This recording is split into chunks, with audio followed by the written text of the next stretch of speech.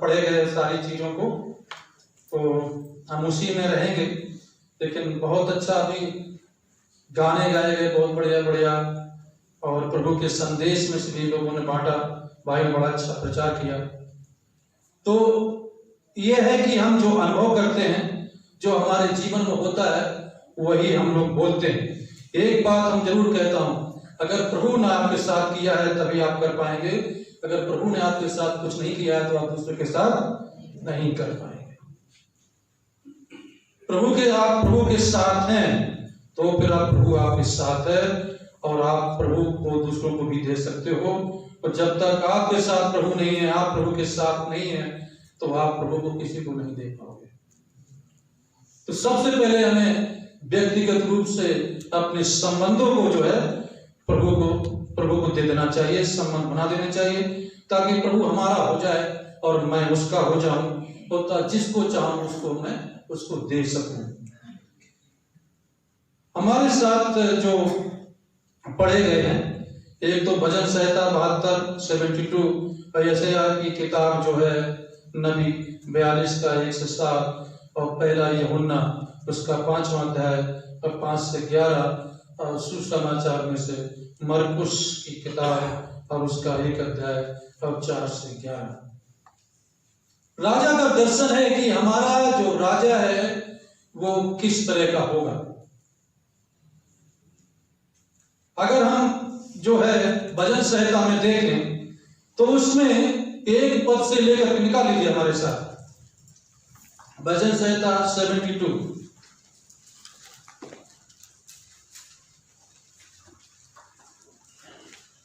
एक पद से और 4 पद तक धार्मिकता का वर्णन कर रहा है कि प्रभु जो है हमारा वो धर्मी है, राजपुत्रों को अपना धर्म सिखाए, उसकी व्याप लाए, वो किस तरह से प्रभु में रहेगा, किस तरह से उसकी जिंदगी चलेगी।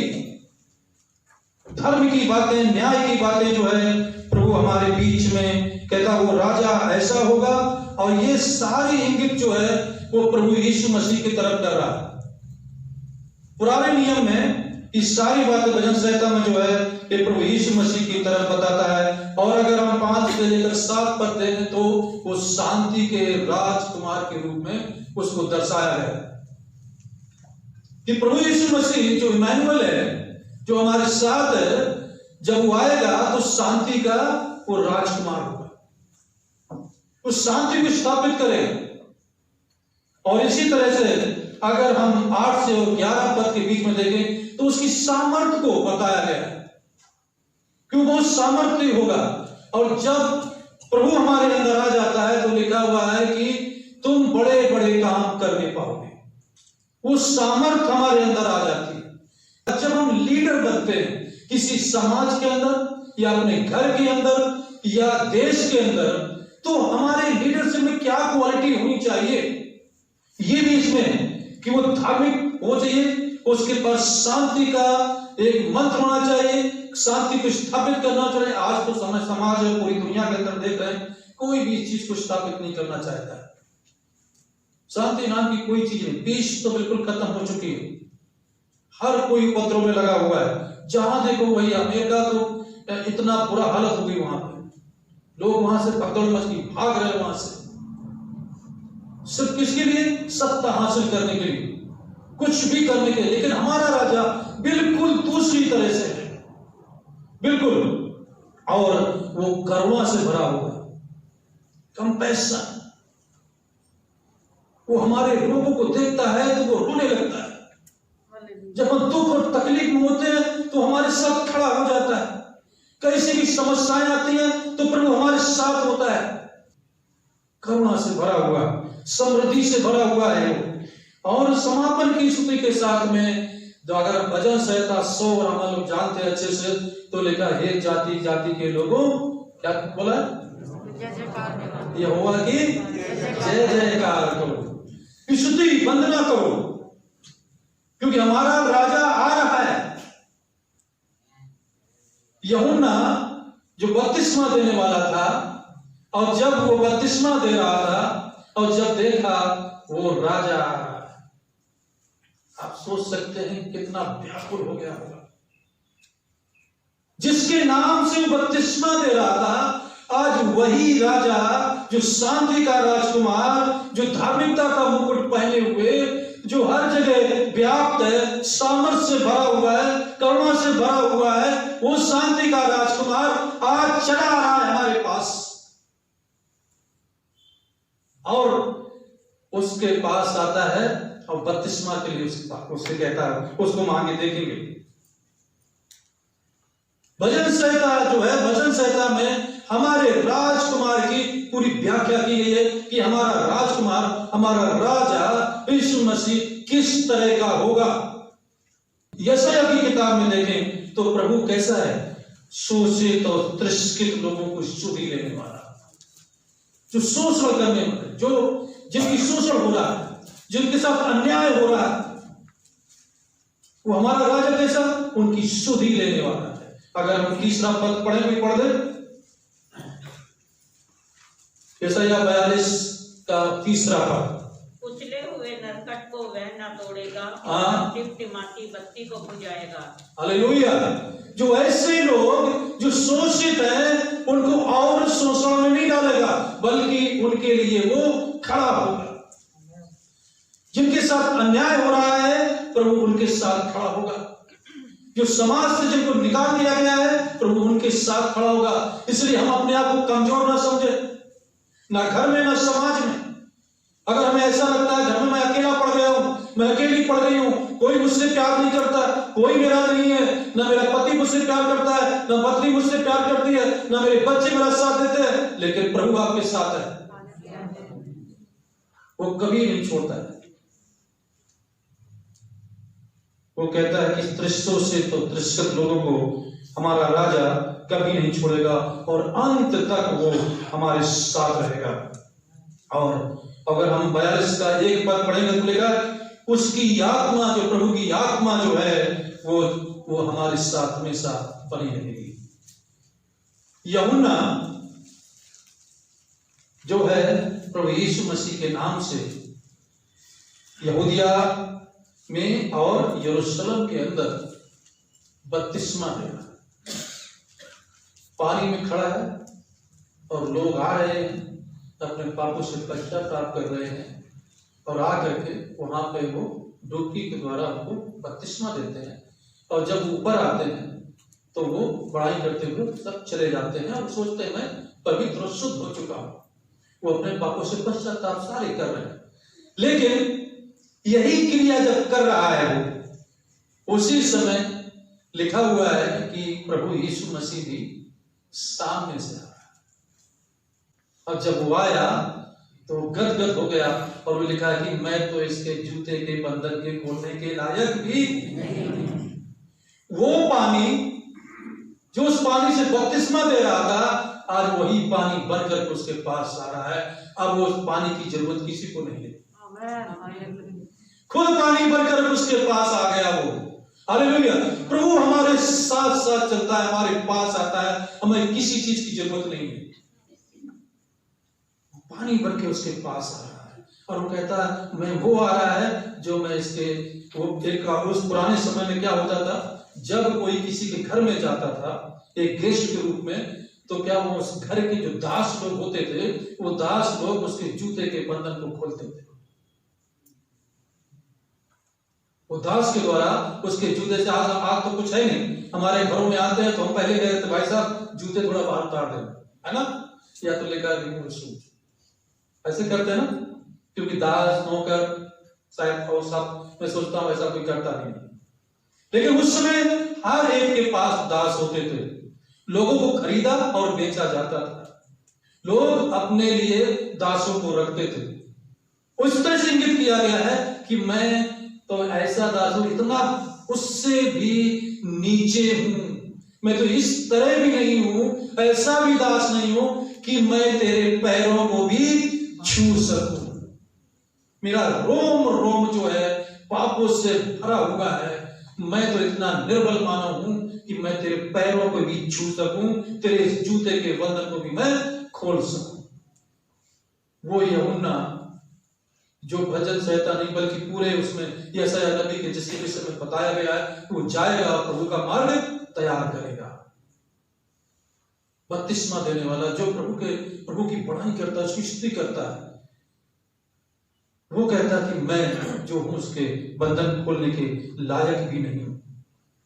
ये इतना अपने आप को नम्र और दीन कर देता है कि वो कहता है कि मैं इस लायक भी नहीं हूं, मैं दास कहलाने के लायक भी नहीं हूं कि मैं तेरे जूतों को छू भी सकूं, उस बंधन को मैं खोल भी सकूं। लेकिन प्रभु तो सब कुछ जानता था, क्योंकि वो राजा था और ये यूहन्ना ये जो बपतिस्मा देने वाला था, इसने भी उसको पहचान लिया था। प्रियो, हमने कब पहचाना उसको? जब प्रभु यीशु मसीह का बपतिस्मा हो रहा है और यूहन्ना कहता कि मैं तो इस काबिल भी नहीं है कि जिस पानी से मैं बपतिस्मा दे रहा हूं वो पानी ही मेरे पास आ रहा है, मैं तो इतना नम्र और इतना ज्यादा दास कहलाने के कायल होगा, मैं बिल्कुल उसके काबिल भी नहीं हूं। मैं कैसे इसकी बपतिस्मा दूं, इसको कैसे मैं छूऊं, क्या कहकर मैं पुकारूं इसको? जिसके लिए मैं जीता हूं और जिसके लिए मरता हूं वो आज मेरे पास आ रहा है। प्रभु यीशु मसीह का जब बपतिस्मा होता है तब देखिए आगे की कहानी क्या लिखा हुआ है। तो 8वें पद में, मैंने तो तुम्हें पानी से बपतिस्मा हुआ परंतु वह तुम्हें पवित्र आत्मा से बपतिस्मा देगा। उन दिनों में यीशु ने गलील के नासरत से आकर यरदन में यूहन्ना से बपतिस्मा लिया, और जब वह पानी से निकलकर ऊपर आया तो तुरंत उसने आकाश को खुलते और आत्मा को कबूतर की नाई अपने ऊपर उतरते देखा, और आकाशवाणी हुई कि तू मेरा प्रिय पुत्र है, मैं तुझसे प्रसन्न हूं। पानी की सिस्टम अगर आता है तो हम देखते हैं पहला उसने काम किया कहां पे? काना नगर। 3 मटके थे और कहा कि पानी लाओ और इसमें भरो, और जैसे उसमें भरा जाता है और प्रभु जब उसको छूता है तो क्या होता? तो बदल जाता है। वो पानी प्रभु यीशु मसीह खुद बन जाता है जो हमारे पास आता है। जब हम बीमार होते हैं, जब हताश होते हैं, निराश होते हैं, परेशान होते हैं, तो वो पानी के रूप में हमारे पास आता है और हमें छूता है और चंगा करता है। जब हम कराहते हैं, बिलखते हैं, रोते हैं, तो पानी के रूप में आता है, हमारे आंसू को पोंछता है और हम ठीक हो जाते हैं।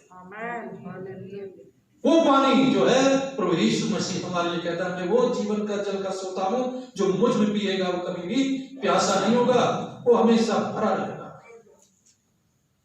लेकिन हम जब इसको पहचान सकते हैं जब प्रभु के साथ उसके साथ हम चलते रहेंगे। जब हम उसमें आएंगे तो हम कहते हैं हम पानी पानी हो जाते हैं।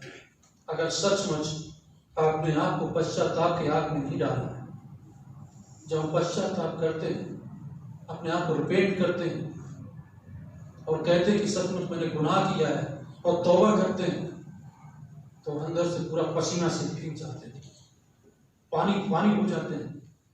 कहता है ये तो पानी पानी हो गया, क्यों? क्योंकि वो अपने आप को गिल्टी महसूस करने लगा।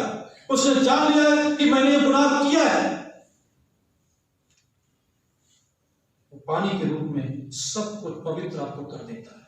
आपके आंसू निकलने लगते हैं, आप जार जार रोने लगते हैं। आप कहते हैं प्रभु मैंने आपके खिलाफ काम किया है, मैं तौबा करता हूं, हर काम मैंने आपके विरुद्ध किया है, मैंने अपने लोगों के विरुद्ध काम किया है, मैंने अपनी पत्नी के विरुद्ध में काम किया है, मैंने अपने पति के विरुद्ध में काम किया है, अपने बच्चों के विरुद्ध में काम किया है, अपने माँ बाप के विरुद्ध में काम किया है, हमें क्षमा कर दो प्रभु। जब आंसू को आप जीभ से निकालते हैं तो वो पूरी तरीके से आपका हृदय मन एकदम पवित्र हो जाता है, शुद्ध हो जाता है। आपको एक अनुभव होगा कि सचमुच में बहुत हल्का हो गया, मेरे सारे पापों को गुनाहों को प्रभु ने अपने ऊपर उठा लिया, अब मैं प्रभु के साथ जी सकता हूं, उसके साथ चल सकता हूं, उसकी महिमा कर सकता हूं और उसको हालेलुया भी बोल सकता हूं, प्रभु की स्तुति भी कर सकता हूं। जब तक हम अपने पापों से पश्चाताप नहीं करते, जब तक हम रिपेंट नहीं करते, पापों से भरे रहते हैं, अपने पापों को स्वीकार नहीं करते हैं, अब कितना भी हालेलुया बोल लें कुछ भी फर्क नहीं पड़ने वाला है। तो यीशु मसीह ने वो पानी को जब छू लेता है तो वो क्या बन जाता है, बदल जाता है, परिस्थितियां चेंज हो जाती। मैंने क्या कहा था, परिस्थिति चेंज हो जाएगी एकदम से। जब प्रभु आपको छुएगा सब कुछ बदल सकता है, सब बदल जाएगा आपके जीवन में। और जैसे ही उस भटकों में प्रभु यीशु मसीह छूता है परिस्थिति बदल जाती है और वो एकदम पानी से दाखरस बन जाता है। सामरी स्त्री के विषय में अगर हम देखें तो वो सामरी स्त्री जो थी वो पानी भरने के लिए जाती है और वहां पे पानी भरे प्रभु यीशु मसीह आ जाता है और आकर के कहता है कि मुझे पानी पिला दे। वो कहती है कि तू यहूदी होकर के मुझसे पानी मांगता है। यहूदी का मतलब क्या है, सब कुछ जानता है, तो अपने आप को बहुत धर्मी समझता है। यहूदियों का मीनिंग का अपने आप को बहुत धर्मी, पवित्र, बहुत सारे अच्छे लोग समझते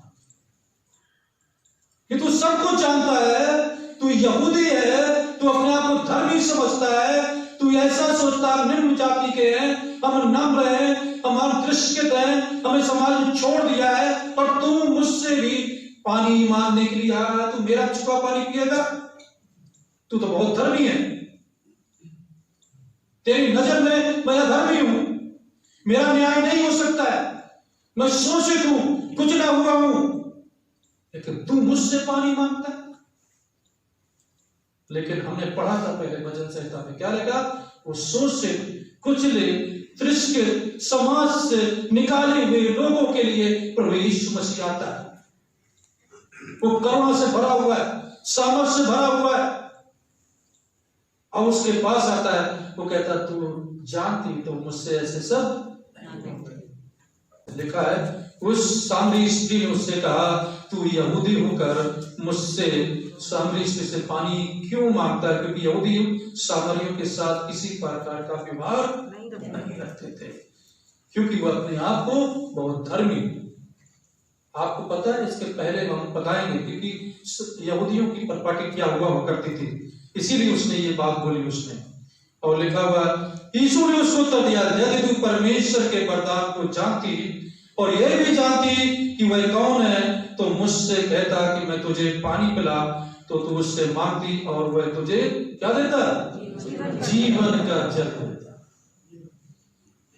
वो पानी जो बपतिस्मे के समय हो जाता है उस नदी में यरदन में डूब जाता है, अब जब वो आता है तो अपने आप को देखता है और परमेश्वर उससे कहता है ये मेरा प्रिय पुत्र है, मैं इससे खुश हूं। और इसीलिए लिखा गया है कि अगर तुम मुझ पर विश्वास करते हो तो मुझसे भी बड़े बड़े काम तुम करोगे, जो प्रभु ने हमें वादा किया।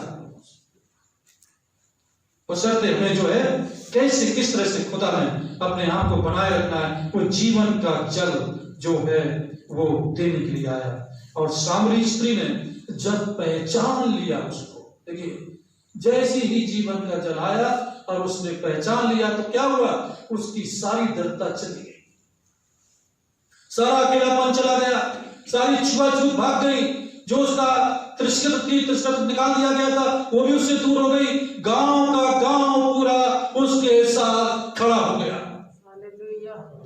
क्योंकि उसने बता दिया वो मैंने पा लिया है, वो जीवन के सोता को मैंने पा लिया है। प्रभु यीशु मसीह वो पानी है, वो जीवन का सोता बन गया। जब वो पानी से नहाता है, बाहर निकलता है, तो सोता बन के निकल आता है, और जहां भी वो जाता है वहां पवित्रता ही पवित्रता आ जाती है। इसी तरह से अगर एक और हम देखेंगे तो एक और वाक्यांश अगर हम देखेंगे, 38 साल का रोगी, सुना है कभी? हाँ जी। 38 साल का रोगी, मैं उसकी ज्यादा व्याख्या नहीं करूंगा, लेकिन 38 साल से पड़ा हुआ था, कोई भी उसके पानी के पास उसके लेके नहीं जाता था, लेकिन प्रभु यीशु मसीह पानी भर के वहीं पहुंच जाता है।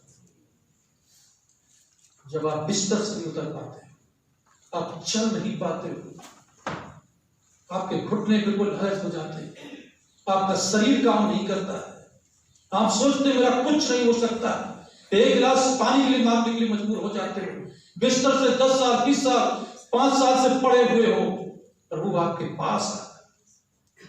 ये 38 साल का रोगी 38 साल से वहां पड़ा हुआ था, और बिछौना बिछा के वहां पर, खाट का मतलब एक बिछौना उस समय होता है, वो लेके वहां पड़ा हुआ था, कोई भी उस पानी के पास लेके नहीं जाता था। प्रभु वहां आ जाता, उसके पास आता है, एक छोटे से इंसान के लिए। वचन में लिखा है, जो अपने आप को बड़ा बनाएगा वो क्या होगा? छोटा कर दिया जाएगा। जो अपने आप को बड़ा बनाना चाहता है, पहले अपने आप को क्या करे? छोटा कर दे।